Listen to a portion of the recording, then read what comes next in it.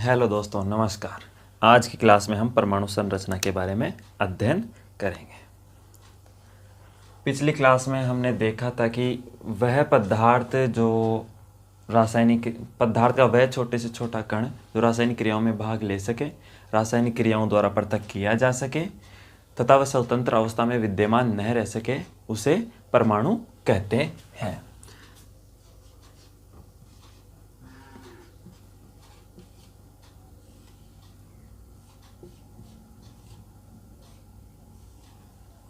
जब परमाणु की खोज हुई तो इसे शुरुआत में कहा गया कि यह पृथ्वी का सबसे सूक्ष्मतम कण है।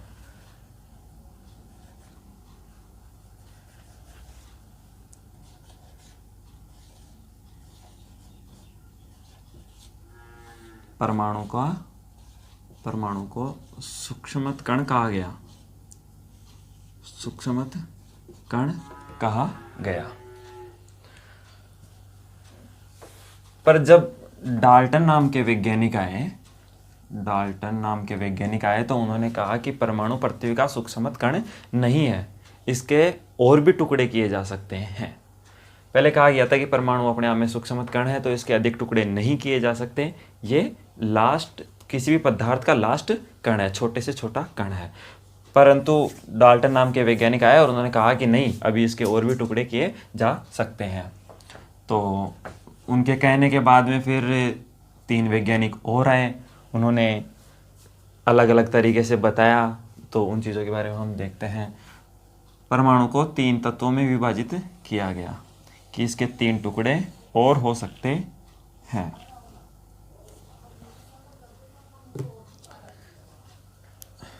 सर्वप्रथम इसमें इसको टुकड़े करके इलेक्ट्रॉन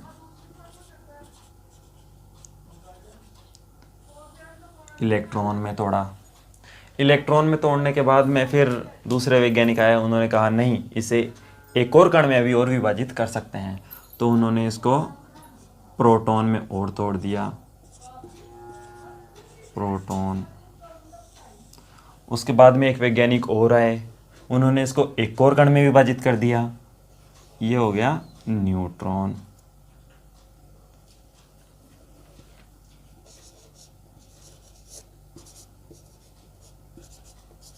न्यूट्रॉन में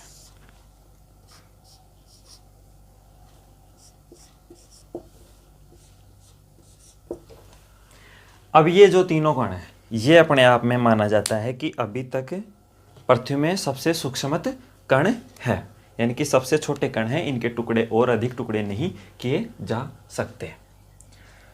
तो इलेक्ट्रॉन की खोज की थी थॉमसन ने, जे थॉमसन ने 1897 में। जे थॉमसन ने इलेक्ट्रॉन की खोज की 1897 में, और थॉमसन ने कहा कि यह पृथ्वी का एक ऋणावेशित कण है और इसका जो भार है वह है 9.1 × 10⁻31। ये इसका भार बताया और इसके ऊपर आवेश बताया 1.67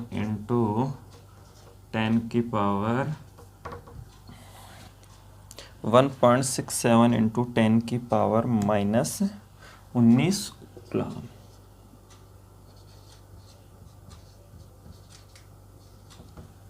ये माइनस में, इसका ध्यान रखना कि ये आवेश माइनस है तो इसलिए इसे ऋणावेशित कहते हैं।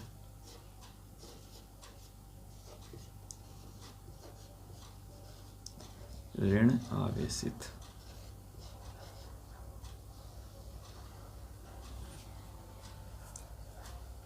जब परमाणु का टुकड़ा हो गया इलेक्ट्रॉन, तो इलेक्ट्रॉन का टुकड़ा थॉमसन ने किया और इसके बाद में फिर दूसरे वैज्ञानिक आए और उन्होंने कहा कि नहीं, इसका एक टुकड़ा अभी और किया जा सकता है। तो जो प्रोटॉन के खोजकर्ता थे उनका नाम था रदरफोर्ड। रदरफोर्ड नाम के वैज्ञानिक थे। रदरफोर्ड के नाम के वैज्ञानिक थे जिन्होंने इसकी खोज तो 1919 में ही कर ली थी, पर इसको प्रोटॉन का नाम 1920 में दिया और इसे 1920 में ही सम्मिलित किया गया, इसलिए इसकी जो खोज है वह 1920 में मानी जाती है। प्रोटॉन की खोज करने के बाद में पता चला कि ये इस पे जो आवेश का मान है वह धन आवेश है और इसका जो भार है प्रोटॉन का भार है वह है 1.6 इंटू 10 की पावर माइनस 27 kg। यानी कि यह इलेक्ट्रॉन से 1845 गुना अधिक भारी है। 1845 गुना भारी इलेक्ट्रॉन से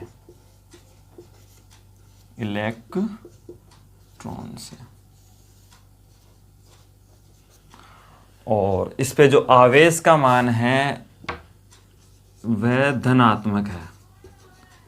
आवेश है वह धनात्मक है, तो इसके आवेश का मान है 1.6 इंटू 10 की पावर माइनस 19 कूलम। इलेक्ट्रॉन और प्रोटॉन दोनों पर आवेश का मान एक समान है, पर दोनों का विपरीत है। जो प्रोटॉन पे है वह धन आवेश है और जो इलेक्ट्रॉन पे है वह ऋण आवेश माना जाता है। परमाणु को एक तरीके से देखा जाए तो सामान्य अवस्था में परमाणु एक आवेश रहित है। परमाणु में किसी प्रकार का कोई आवेश नहीं पाया जाता है, क्योंकि जो उसमें इलेक्ट्रॉन और प्रोटॉन पाए जाते हैं तो इलेक्ट्रॉन का मान ऋण आवेश होता है और प्रोटॉन का मान धन आवेश होता है और दोनों का जो मान है वह बराबर होता है। तो इलेक्ट्रॉन का माइनस और प्रोटॉन का प्लस दोनों बराबर 0 हो जाते हैं। तो 0 हो गया तो परमाणु अपना आवेश रहित हो गया। इसके बाद में एक और वैज्ञानिक आए और उन्होंने कहा कि नहीं, अभी इसका एक टुकड़ा और किया जा सकता है, तो न्यूट्रॉन का। तो जो न्यूट्रॉन के जो खोजकर्ता थे वह थे जेम्स चैडविक नाम के वैज्ञानिक थे जिन्होंने इसकी खोज की और ये खोज लगभग 1932 के आसपास या 1932 में की गई थी। और इस पे किसी प्रकार का आवेश नहीं रहता है, न्यूट्रॉन बिल्कुल आवेश रहित रहता है और इसका जो भार है वह लगभग प्रोटॉन के बराबर ही माना जाता है। इसका भार लगभग प्रोटॉन के भार के बराबर।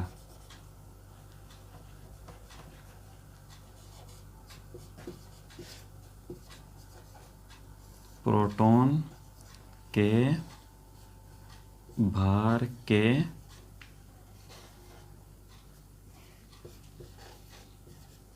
बराबर माना जाता है।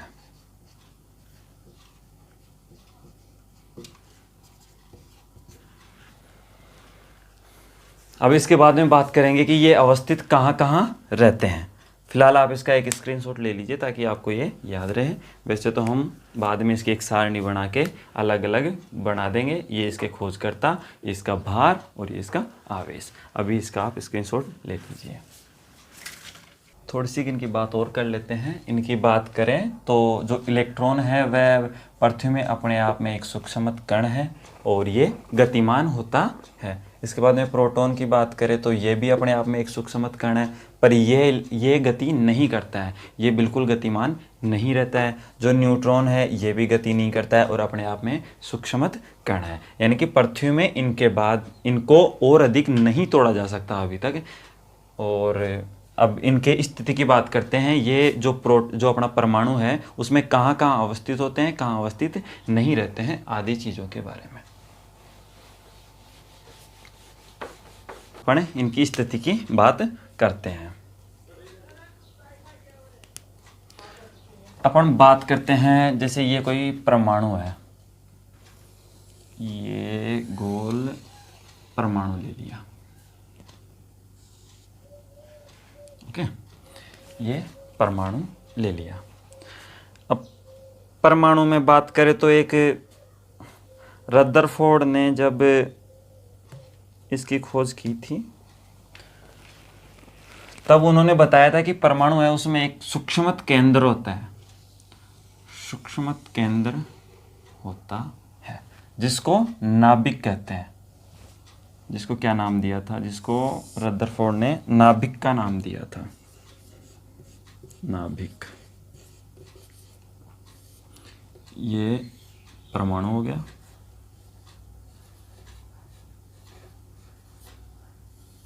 परमाणु हो गया और इसमें रदरफोर्ड ने इसकी खोज की और इसमें नाभिक का नाम दिया। कहा जाता है कि नाभिक परमाणु का एक सूक्ष्म केंद्र होता है, बहुत ही छोटा केंद्र होता है। अगर उदाहरण के तौर पर माने अपन तो एक फुटबॉल के ग्राउंड में एक मक्खी का बैठा हुआ माना कि अगर कोई फुटबॉल ग्राउंड है और उसके केंद्र में अगर कोई मक्खी बैठी है तो उतना सा एक जगह है जिसको नाभिक का नाम दिया रदरफोर्ड ने। इस नाभिक में अपन ने प्रोटॉन और न्यूट्रॉन की बात की थी, तो इसमें प्रोटॉन और न्यूट्रॉन दोनों नाभिक में अवस्थित होते हैं। प्रोटॉन धनात्मक होता है और ये न्यूट्रॉन है जो आवेश रहित रहता है। और इलेक्ट्रॉन की बात करें तो जो इलेक्ट्रॉन है वह बाहरी कक्षा में, इलेक्ट्रॉन है वह बाहरी कक्षा में परिक्रमा करते रहते हैं। बताया भी था कि ये है इलेक्ट्रॉन जो गतिमान रहते हैं, ये गति करते रहते हैं। ये है, ये सब इलेक्ट्रॉन है, इलेक्ट्रॉन ये गतिमान होते हैं। ये जो नाभिक है उसके चारों तरफ गतिमान रहते हैं। कहा जाता है इलेक्ट्रॉन के बारे में कि इलेक्ट्रॉन दो प्रकार के तरीके से गति करता है। जो इलेक्ट्रॉन है वह दो प्रकार से गतिमान होता है। एक तो चक्रण गति होती है और एक तो घूर्णीय गति होती है। घूर्णीय गति होती है और एक होती है चक्रीय गति। चक्रीय गति,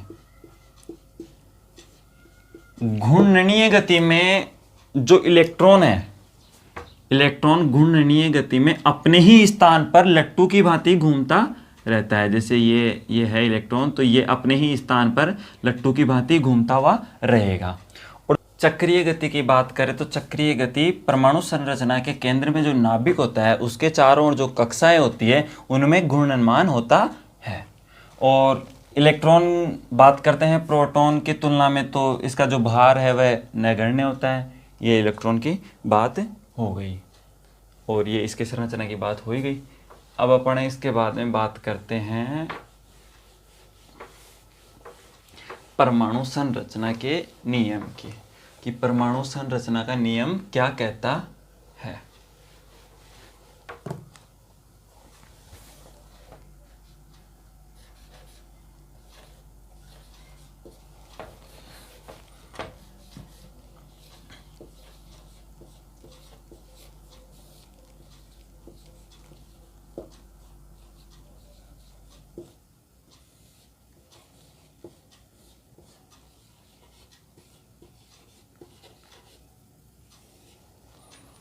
परमाणु संरचना का नियम कहता है कि प्रत्येक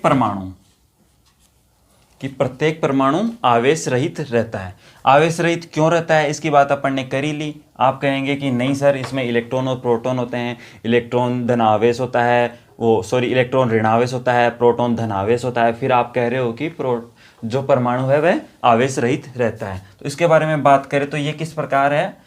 जैसे इलेक्ट्रॉन है वह ऋणावेश हो गया और जो प्रोटॉन है वह धनावेश हो गया। तो इलेक्ट्रॉन के जो आवेश का मान है वो 1.67 इंटू 10 की पावर -19 कूलम है। और प्रोटॉन की बात करें तो वह प्लस में 1.67 इंटू 10 की पावर -19 कूलम है। तो अगर इन दोनों का जो योग करते हैं तो तो योग करने पर दोनों का मान 0 आएगा। ये माइनस का है, ये प्लस का है, तो ये दोनों आपस में लेस हो जाते हैं। इस वजह से अगर और आवेश का मान 0 है, आवेश का मान अगर 0 है तो वह वस्तु आवेश रहित मानी जाएगी, क्योंकि उसमें किसी प्रकार का आवेश है ही नहीं। तो परमाणु संरचना का पहला नियम क्या कहता है कि सामान्य अवस्था में परमाणु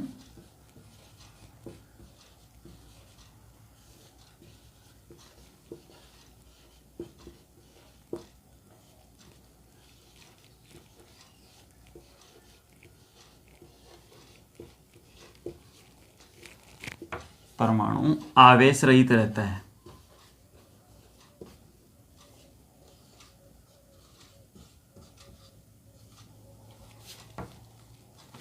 आवेश रहित रहता है। इसका दूसरा नियम क्या कहता है?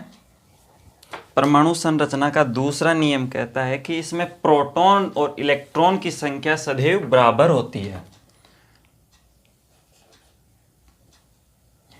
ये तो इस वजह से बात होगी ना कि सामान्य अवस्था में परमाणु आवेश रहित रहता है, तो इसी वजह से रहता है क्योंकि इसमें प्रोटॉन और इलेक्ट्रॉन की संख्या हमेशा समान अवस्था में रहती है, मतलब दोनों की जो संख्या है वह समान होती है। तीसरी बात करें तो परमाणु की जो कक्षाएं हैं उनमें जो इलेक्ट्रॉन को प्रदर्शित किया जाता है, तो इलेक्ट्रॉन की जो संख्या प्रदर्शित करने का जो मान है वह KLMNO PQ में दर्शाते हैं, KLMNO PQ में दर्शाते हैं। तो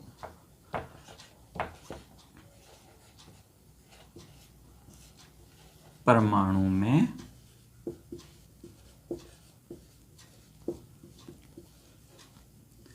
इलेक्ट्रॉन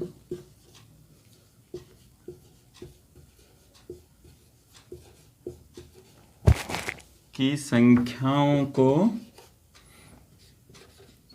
KLMNOPQ आदि से दर्शाते हैं।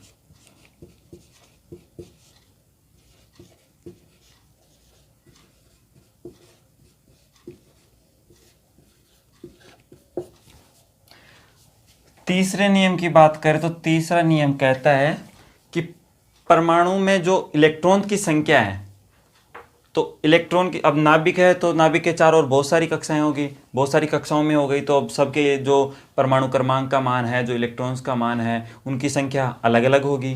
तो सभी तत्वों की संख्या अलग अलग होगी, तो उन्हें किस प्रकार से विभाजित करते हैं उसके लिए एक सूत्र बनाया गया है, वह 2n स्क्वायर। 2 का मान इसमें स्थिर रहता है और n का जो मान है इसका मान है कक्षा का मान। अब इसके बारे में अपन लिखते हैं। तो पहला हो गया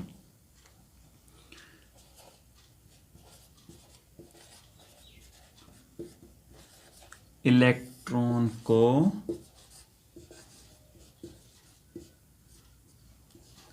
कक्षा में प्रदर्शित करने के लिए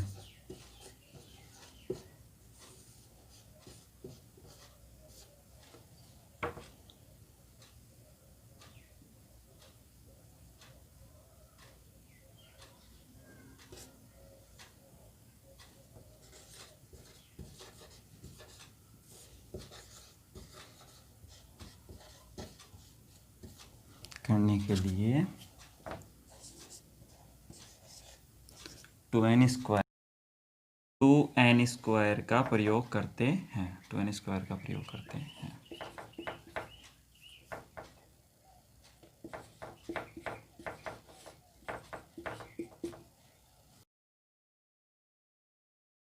चौथे नियम की बात करते हैं। चौथे नियम में हो गया परमाणु की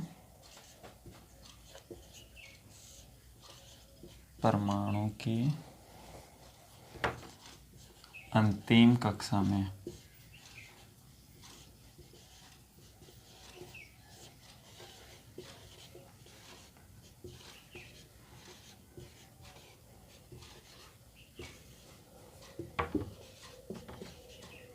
इलेक्ट्रॉन की संख्या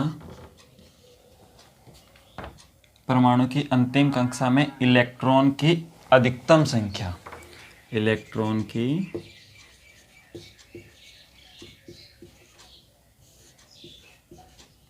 अधिकतम संख्या 8 हो सकती है।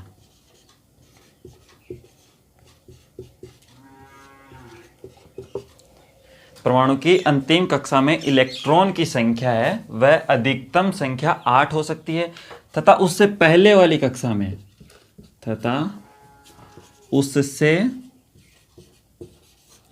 पहले वाली, उससे पहली कक्षा में, यानी कि अंतिम कक्षा से जस्ट पहले वाली कक्षा में अधिकतम इलेक्ट्रॉन की संख्या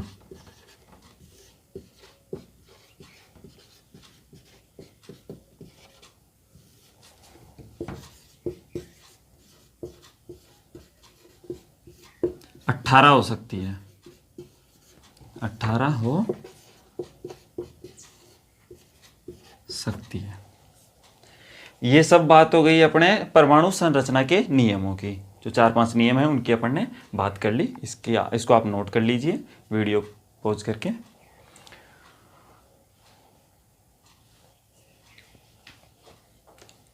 इसके बाद में अपन बात करते हैं अभी जो 2n² का जो सूत्र आया था उसके बारे में, कि 2n² का सूत्र क्या है, किस प्रकार से उसका उपयोग करते हैं।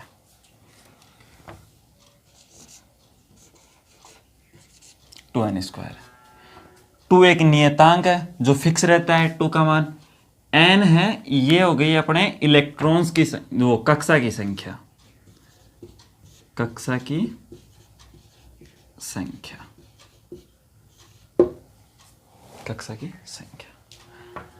बात करते हैं, ये कोई परमाणु है जिसका ये नाभिक है, ये परमाणु हो गया और ये नाभिक हो गया, नाभिक हो गया, ये परमाणु हो गया। इसकी एक कक्षा और बना लेते हैं, ये कोई कक्षा, एक कक्षा और हो गई।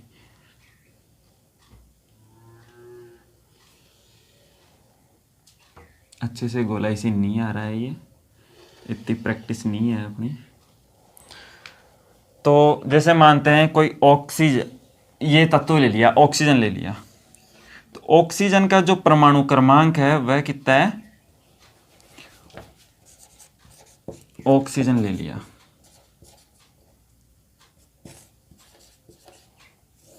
इसका जो परमाणु क्रमांक है वह 8 है। तो इसको किस प्रकार से कक्षा में प्रदर्शित करते हैं वह देखो। ये तो हो गया न्यूट्रॉन और प्रोटॉन, प्रोटॉन और न्यूट्रॉन इसमें हो गया। इसके बाद में बात करते हैं इलेक्ट्रॉन की। तो इलेक्ट्रॉन में बात करते हैं 2n² से।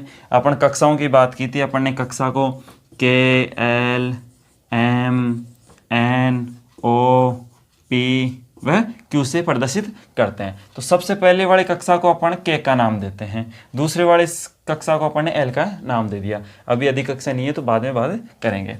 अपने ऑक्सीजन के जो परमाणु क्रमांक है वह 8 हो गए। तो पहले वाली कक्षा की बात करें तो पहले वाली कक्षा में कितने आएंगे, 2 पहले वाली कक्षा को K का नाम दे दिया। तो पहले वाली कक्षा का प्रथम कक्षा है तो उसको 1 से ही प्रदर्शित करेंगे और ये स्क्वायर हो गया।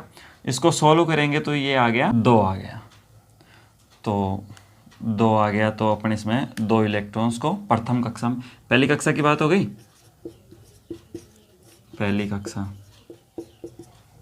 पहली कक्षा में ये 2 इलेक्ट्रॉन आ गए, इलेक्ट्रॉन। बात करते हैं अपन दूसरी कक्षा की। तो दूसरी कक्षा में ये हो गया 2 × 2, 2 की स्क्वायर 2, तो 2 दूनी 4 और 4 दूनी 8। ये दूसरी कक्षा में कितने आएंगे, अपने 8 इलेक्ट्रॉन आएंगे। पर अपने पास ऑक्सीजन के इलेक्ट्रॉन थे टोटल 8 में से 2 पहली कक्षा में आ गए, बाद में कितने बचे 6। तो अपने पास में 6 ही अवशेष हैं, तो ये 6 को दूसरी कक्षा में डाल दिया।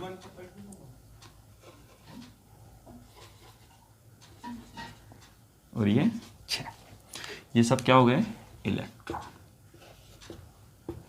इलेक्ट्रॉन को हमेशा माइनस से प्रदर्शित करते हैं, ये पता ही है क्यों, क्योंकि इसके आवेश का मान ऋणात्मक होता है। अपने पास में अब 6 ही थे तो 6 इलेक्ट्रॉन भर दिए, फिर भी 2 शेष रह गए। अगर ऐसे ही और दूसरा आता तो उसको फिर तीसरी कक्षा से मल्टीप्लाई करके बातें करते हैं। तो ये हो गई अपने परमाणु संरचना के जो नियम हैं उनकी बात हो गई। और बात करें तो इसमें जो हाइड्रोजन नाम का तत्व है, सबसे सरलतम परमाणु संरचना हाइड्रोजन नाम के तत्व की है। ये नोट लगा के अपन बात लिखते हैं, सबसे सरलतम परमाणु संरचना वाला तत्व, संरचना वाला तत्व क्या हो गया? हाइड्रोजन। सबको पता ही है हाइड्रोजन का परमाणु क्रमांक कितना होता है? 1 होता है। इसी वजह से ये सबसे सरलतम है। अपन बात करते हैं अब परमाणु क्रमांक क्या है। सर आप बार बार परमाणु क्रमांक के बारे में बता रहे हो, हम परमाणु क्रमांक के बारे में जानते हैं ही नहीं। परमाणु क्रमांक क्या है इसके बारे में हम देखते हैं।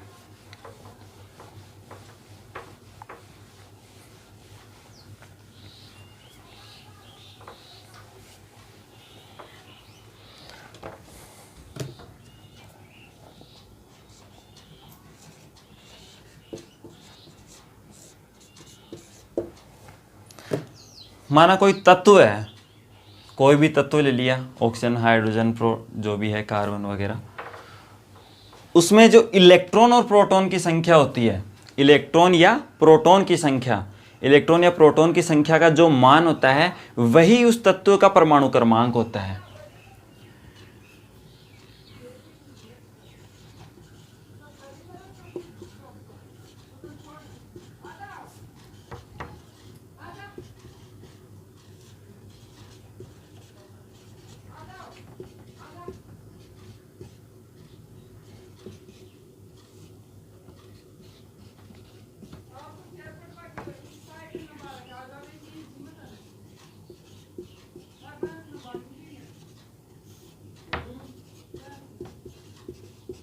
इलेक्ट्रॉन अथवा प्रोटॉन की संख्या ही परमाणु क्रमांक कहलाती है। संख्या ही परमाणु क्रमांक कहलाती है।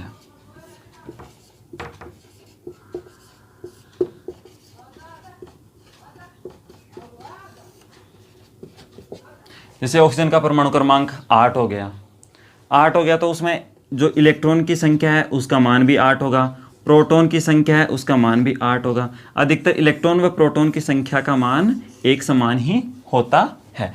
इतना होता है, ये ऋणात्मक होता है, ये धनात्मक होता है। तो क्या हो गया? इलेक्ट्रॉन या प्रोटॉन की संख्या को ही परमाणु क्रमांक कहा जाता है। ये परमाणु क्रमांक की बात थी। क्रमांक। इसके बाद में अपन बात करते हैं परमाणु भार की।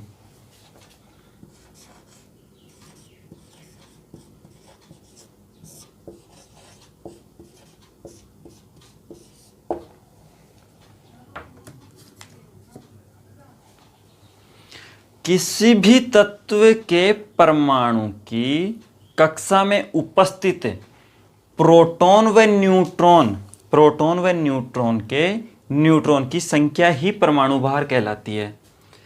किसी भी तत्व के परमाणु में, किसी भी तत्व के परमाणु में उपस्थित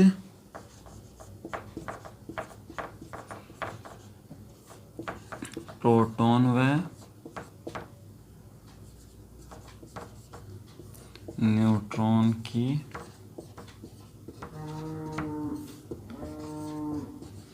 संख्या को ही परमाणु भार या द्रव्यमान कहा जाता है। उस पदार्थ का परमाणु भार या द्रव्यमान कहा जाता है। परमाणु द्रव्यमान